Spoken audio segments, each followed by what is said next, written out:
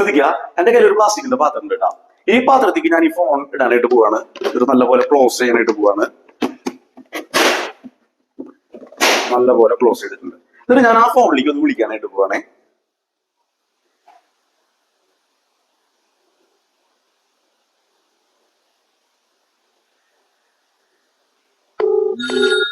Call pond, പ്രശ്നമൊന്നുമില്ല. ഇനി അതേ സെയിം ഫോൺ തന്നെ ഞാൻ ഈ സ്റ്റീലിന്റെ പാത്രത്തേക്ക് ഇടാൻ പോകണം കേട്ടോ. ഇത് നേരത്തെ ചെയ്തതുപോലെ നല്ലപോലെ ക്ലോസ് ചെയ്ത് വെക്കാം. ഓക്കെ, ഇത് ഞാൻ വിളിക്കാനായിട്ട് പോവാണേ.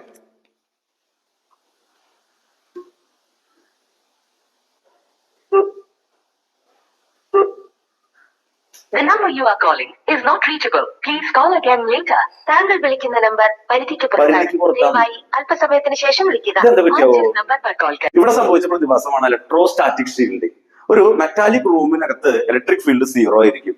അപ്പോ നമ്മുടെ മൊബൈൽ റേഡിയേഷൻ എന്ന് പറഞ്ഞു കഴിഞ്ഞാൽ ഒരു ഇലക്ട്രോ മാഗ്നറ്റിക് വേവാ. അതിൽ ഇലക്ട്രിക് ഫീൽഡ് ഉണ്ട്, അതുപോലെ തന്നെ മാഗ്നറ്റിക് ഫീൽഡ് ഉണ്ട്. എന്നാൽ നമ്മുടെ ഈ സ്റ്റീൽ പാത്രത്തിനകത്ത് ഈ ഇലക്ട്രിക് ഫീൽഡിനൊക്കെ ബ്ലോക്ക് ചെയ്തിരിക്കുക എന്ന് പറഞ്ഞു കഴിഞ്ഞാൽ ഈ റേഡിയേഷനെ തന്നെ ബ്ലോക്ക് ചെയ്യുന്നത് പോലെയായി. അപ്പൊ പിന്നെ നമുക്ക് ഫോൺ വിളിച്ച് കഴിഞ്ഞാൽ കിട്ടില്ല. ഓക്കെ, ഈ പ്രതിഭാസത്തിന് വിളിക്കുന്ന പേരാണ് ഇലക്ട്രോസ്റ്റാറ്റിക് ഷീൽഡിംഗ്. നമ്മുടെ ലിഫ്റ്റിനകത്ത് ചില സമയത്ത് വിളിച്ചാൽ കിട്ടില്ല ഫോൺ. അതുപോലെ തന്നെ ഈ ACP ബോർഡ് കൊണ്ട് വർക്ക് ചെയ്തുള്ള ബിൽഡിങ്സ് ഒക്കെ ഉണ്ടല്ലോ, അവിടെയൊക്കെ നമുക്ക് ഫോൺ വിളിച്ചു കഴിഞ്ഞാൽ ചിലപ്പോൾ ചില സാഹചര്യങ്ങളിൽ കിട്ടില്ല. അതൊക്കെ എന്ന് പറഞ്ഞു കഴിഞ്ഞാൽ ഈ ഒരു പ്രതിഭാസം കാരണം ഇലക്ട്രോസ്റ്റാറ്റിക് ഷീൽഡിംഗ്. ഓക്കെ.